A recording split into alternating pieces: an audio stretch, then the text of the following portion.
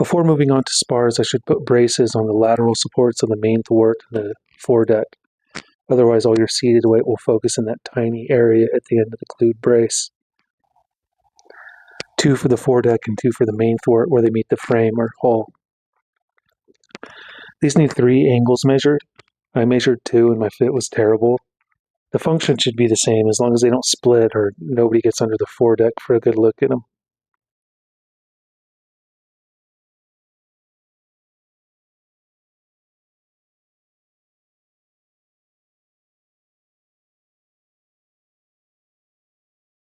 I used those spreaders from earlier in the build and clamped 2 together to span the gap and apply pressure while the glue cured.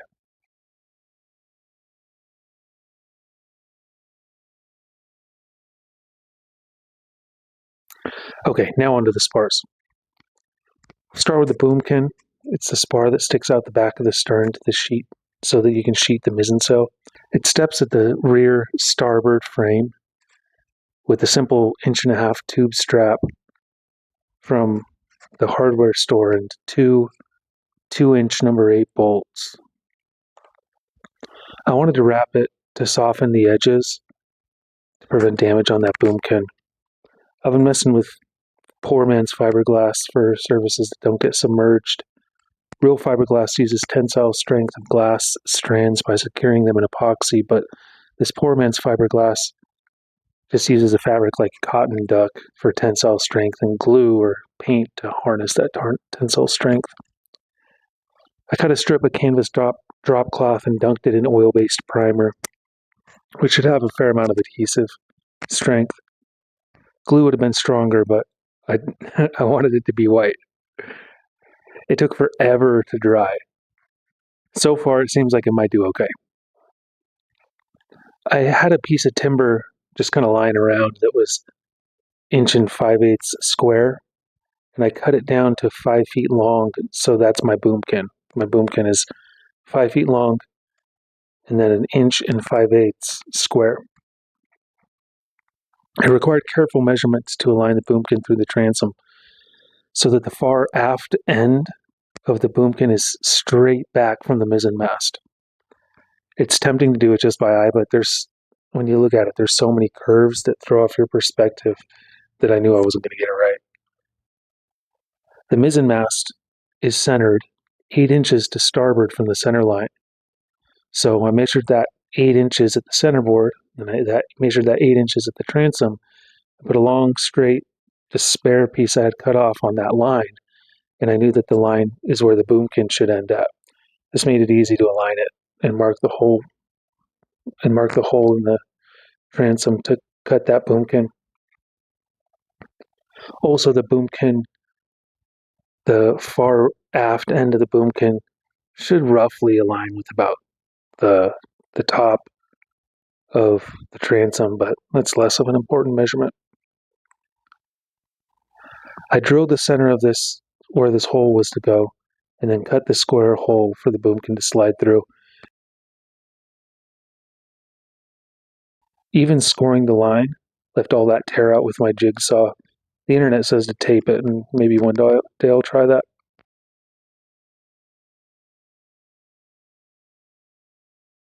The force of the sheet on the boomkin will pull the spar into the boat when you sheet that sail in. So a little butt piece will counter that force. It will weaken the boomkin slightly, but not too much.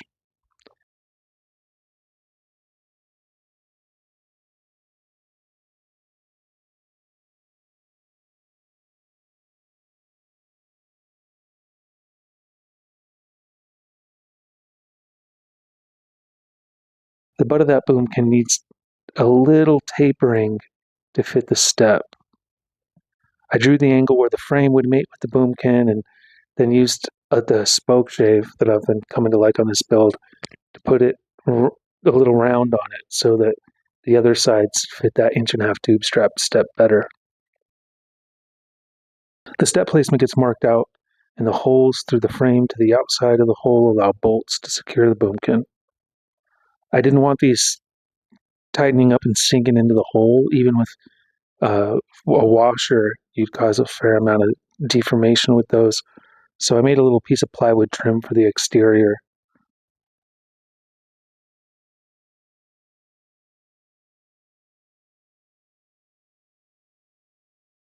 The bolt securing the step now can be tightened up, and the boomkin can get a retainer pin.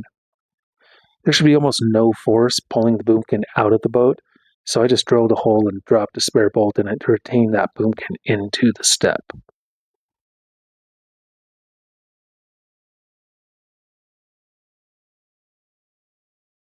Next, I do the big spar, the mast. I use just plain Doug fir from Home Depot.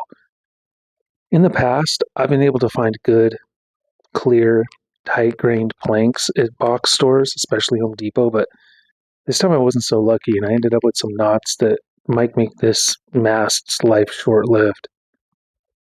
The thickness at 73 millimeters square, or 2 and 7/8 inch for the mast, that main thickness dimension is a little overkill for the riding moment of this boat, so I'm probably going to get away with it. I started with two 2x6x16 boards and just glued them together in a way that I thought would allow me to dodge knots. I was wrong, but that was a plan. The glue on a paint roller like this worked really well, and I was able to use it multiple times by just keeping that roller, pulling it off, and just putting it in a Ziploc bag. All the clamps I have almost supplied enough force for a good glue up.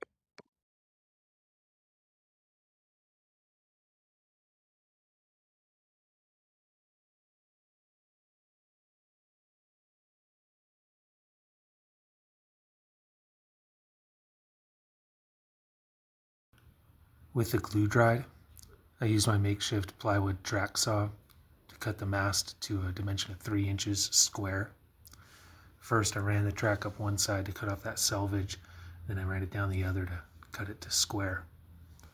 And I would mark the final shape on this and use an electric planer to bring it in. The final dimensions of this 13-foot mast and the taper get marked on one face at a time. If you mark both faces, you'll just plane one off as soon as you start.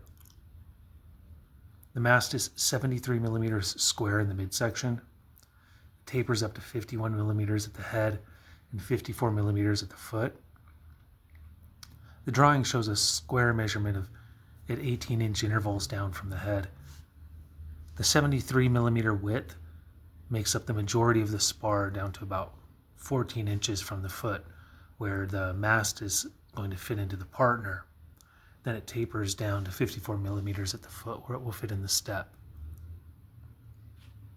Only mark a center line on one face at a time, because anything you draw on the adjoining face is about to get removed. And then you can look down the mast to make sure it's straight. From that center line, split the tape measurements and mark them out. I draw pencil lines connecting these and then look down the mast at my 3 lines. That step's pretty important. Your eye won't lie the way that a measured mark will. And I've cut crooked spars because I drew crooked lines because I skipped this step looking down the mast at them. The electric planer brings the material down to the lines. Careful to try to make it square using just a steel square on the corners. But really keeping it square above the mast partner is more vanity than anything. You might worry that the taper is going to be angular, but that's not really a concern except the very top, where if you bring it in too much too soon, it kind of cuts in and then kind of straightens back out in an awkward way. So that top dimension, 51 millimeters at the very head, be careful not to bring that in until you get to the very top. With the foredeck still loose, still free, you can check that mast partner fitment. And later, the mast steps, we'll check the fitment at the bottom before all those parts get glued into the boat. Round over router bit and sanding cleans it all up. The mizzen mast is 10 feet by 2 inches square. A single piece of 2x6 ripped in half will do it. I almost had enough spare cut off from my main mast, but not quite. After the main mast, the spar is easy.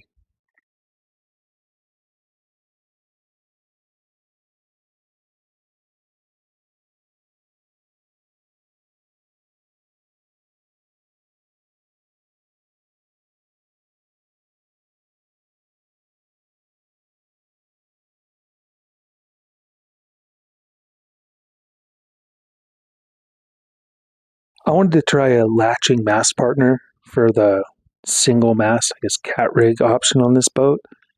It ends up looking like this. Drilling holes for the hardware required careful alignment, leaving space for additional supports to get glued in.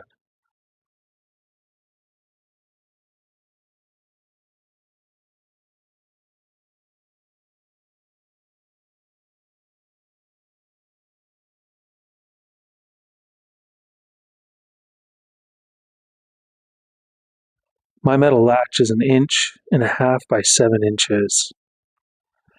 I had some rusty scrap that I thought would match the style that I'm going for with this boat. I'd guess any internet safety police are out of breath by now, but just to be sure, I clamped down on that piece and used the clamp as a handle to soften the edges on my belt sander.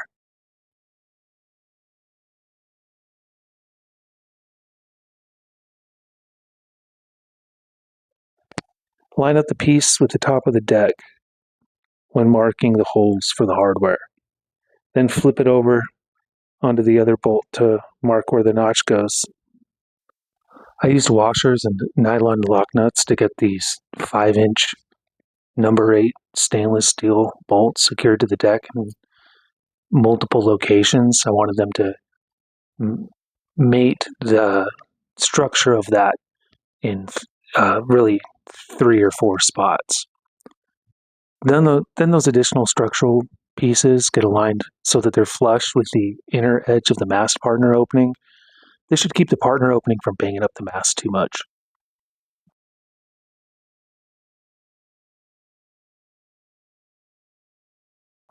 Although the deck is ready to get glued down, and I show that footage here, it's a better idea to wait until the mast steps are completed, so you can just adjust the deck a little bit if you want to.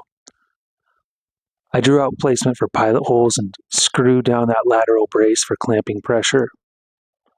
PL Premium or epoxy is the right choice for this, where the front tank needs to seal up, but the PL expands, and I worry about clamping pressure. I mean, a car rides on 30 pounds per square inch spread over about a square foot of rubber contact. You could lift a car with half a PSI if that PSI were evenly applied to the whole footprint of the car. So expanding PL Premium is the wrong adhesive to apply to a large surface area because you're going to need a massive clamping force. So I worry as I increase the surface area that I'm using that adhesive on. Okay, on to mast steps. The feet of the mast steps are 1.125 inches tall and 1.5 inches wide from the bow to the stern. They're 7 inches across, 9 inches across for the forward step, and then the rear step is on the front edge of the rear step is on the frame, and then that second foot in the rear step is 12 inches across. The rear mast step, it uses the frame as one of its feet. This frame needs to be trimmed down so its top face is 1 1/8 inch off the sole and parallel to the sole. I thought this was going to be harder, but the spoke shave made it pretty easy. If you're using epoxy here, that's one of those spots where it doesn't have to be exact, but I am not using epoxy on this, and I needed those to mate well. The faces of the mast partner are 5 1/4 inch square made out of 1/2 inch plywood. The hole is going to be just bigger than that 54 millimeter 2 1/8 inch dimension of the mast. To center the hole, I drew diagonals and then used a protractor and a ruler instead of doing trigonometry. Still, I'm better at math and woodworking, and that tear out got hidden under the deck.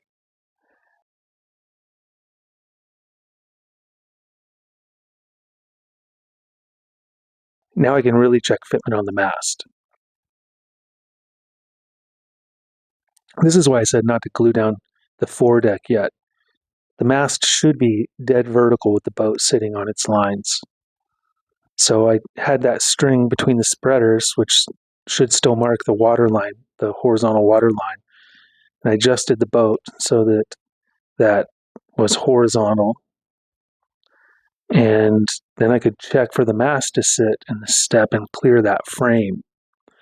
I had to move the foredeck aft a millimeter or two to really get that mast partner and that mast step to line up vertical without having to clear out that frame a little bit at the bottom.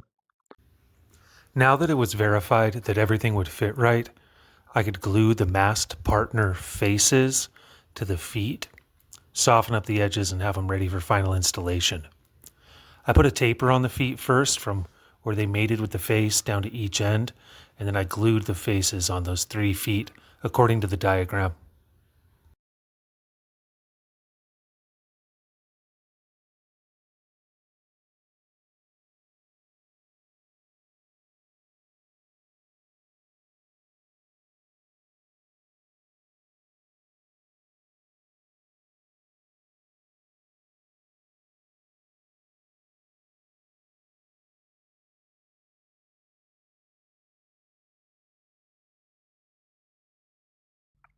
I was happy with my measurements, and I finished the mast steps, and I moved the boat out into the driveway to raise the mast and make any final adjustments to the steps before gluing them in.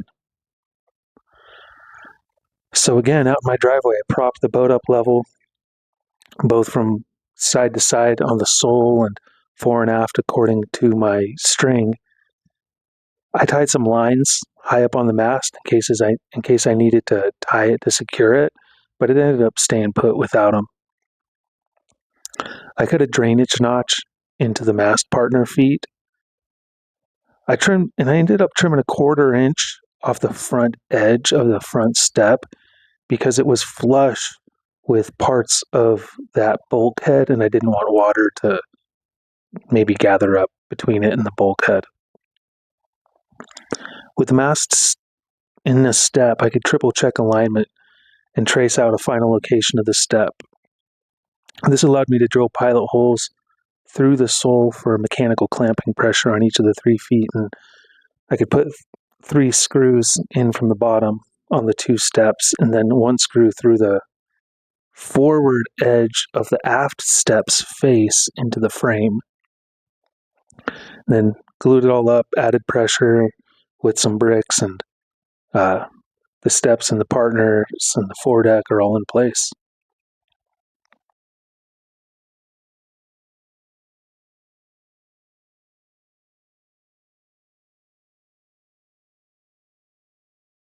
Last for this chapter is the stern shelf, which is going to double as the mizzenmast partner. The hole for the mizzenmast gets carefully aligned and cut before the shelf gets glued and clamped. Finally, the lip of the shelf is made out of a piece of ash that I just used to plane to round over a little bit. This photo shows the spars set up in the yawl configuration. And this chapter is done. Spars and steps are looking good. The next video will be the dagger board, the rudder, tiller, end whales, and breast hook. After that, it's going to be finished work and rigging and putting sails on it and taking it out.